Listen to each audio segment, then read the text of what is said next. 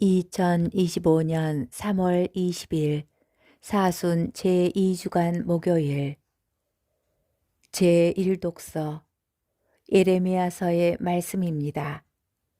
주님께서 이렇게 말씀하신다. 사람에게 의지하는 자와 쓰러질 몸을 제 힘인 양 여기는 자는 저주를 받으리라. 그의 마음이 주님에게서 떠나 있다. 그는 사막의 덤불과 같아 좋은 일이 찾아드는 것도 보지 못하리라. 그는 광야의 메마른 곳에서 인적 없는 소금 땅에서 살리라. 그러나 주님을 신뢰하고 그의 신뢰를 주님께 두는 이는 복되다.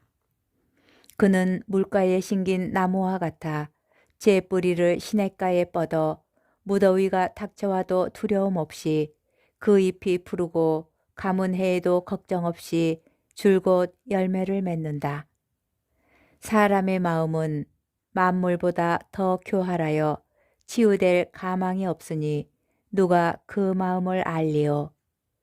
내가 바로 마음을 살피고 속을 떠보는 주님이다. 나는 사람마다 제 길에 따라 제 행실의 결과에 따라 갚는다. 주님의 말씀입니다. 복음 루카복음 16장 19절에서 31절의 말씀입니다. 그때에 예수님께서 바리사이들에게 말씀하셨다. 어떤 부자가 있었는데 그는 자주색 옷과 고운 아마포 옷을 입고 날마다 즐겁고 호화롭게 살았다. 그의 집 대문 앞에는 라자로라는 가난한 이가 종기투성이 몸으로 누워 있었다. 그는 부자의 식탁에서 떨어지는 것으로 배를 채우기를 간절히 바랐다. 그러나 개들까지 와서 그의 종기를 핥곤 하였다. 그러다 그 가난한 이가 죽자 천사들이 그를 아브라함 곁으로 데려갔다. 부자도 죽어 묻혔다. 부자가 저승에서 고통을 받으며 눈을 드니 멀리 아브라함과 그의 곁에 있는 라자로가 보였다. 그래서 그가 소리를 질러 말하였다. 아브라함 할아버지, 저에게 자비를 베풀어 주십시오. 라자로를 보내시어 그 손가락 끝에 물을 찍어 제 혀를 식히게 해 주십시오. 제가 이 불길 속에서 고초를 겪고 있습니다. 그러자 아브라함이 말하였다.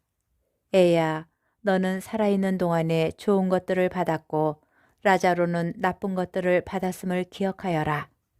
그래서 그는 이제 여기에서 위로를 받고 너는 고초를 겪는 것이다. 게다가 우리와 너희 사이에는 큰 구렁이 가로놓여 있어 여기에서 너희 쪽으로 건너가려 해도 갈 수 없고 거기에서 우리 쪽으로 건너오려 해도 올 수 없다. 부자가 말하였다. 그렇다면 할아버지, 제발 라자로를 제 아버지 집으로 보내주십시오. 저에게 5 형제가 있는데 라자로가 그들에게 경고하여 그들만은 이 고통스러운 곳에 오지 않게 해주십시오. 아브라함이 그들에게는 모세와 예언자들이 있으니 그들의 말을 들어야 한다 하고 대답하자 부자가 다시 안 됩니다. 아브라함 할아버지. 죽은 이들 가운데에서 누가 가야 그들이 회개할 것입니다. 하였다. 그에게 아브라함이 이렇게 일렀다.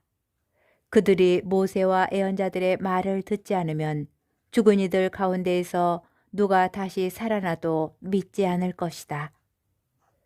주님의 말씀입니다. 오늘의 묵상.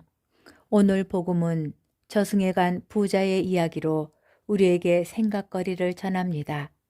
저승에서 고통을 받던 부자는 처음에는 자기 처지에만 집중하고 자신의 고통을 해결해 달라고 소리 지릅니다.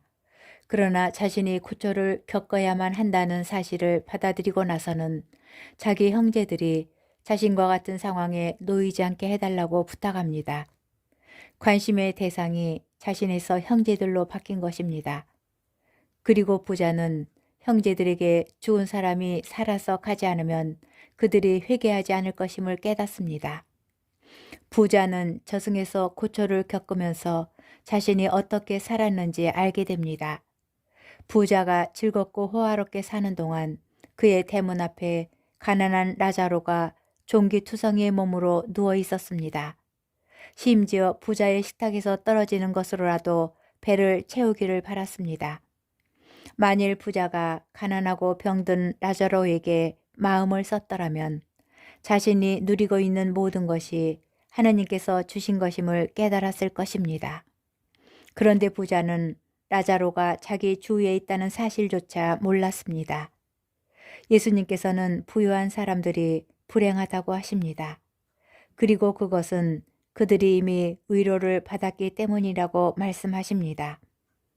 부자는 자신의 재물로 위로를 받는데 만족하였습니다. 부자는 날마다 즐겁고 호화롭게 사는 것으로 위로받고 더는 주위를 둘러볼 생각을 하지 않았습니다. 부자가 저승에서 겪는 고초는 하느님을 본받아 사랑을 실천할 기회가 있었음에도 이를 깨닫지 못하고 살았다는 뉘우침의 다른 표현입니다. 살아있는 형제들이 늦기 전에 하느님의 사랑을 실천하기를 바라는 부자의 마음이 우리에게도 전해져야 합니다.